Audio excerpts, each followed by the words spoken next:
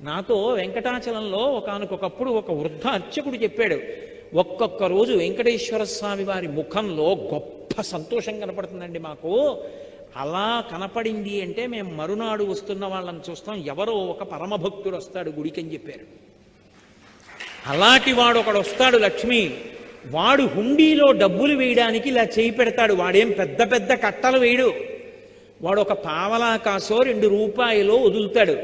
వాడు వేస్తున్న డబ్బు కోసమని నేను హుండీలో ఇలా చెయ్యి పెడతాను. అది మిగిలిన డబ్బులో పడదు, నా చేతిలో పడుతుంది.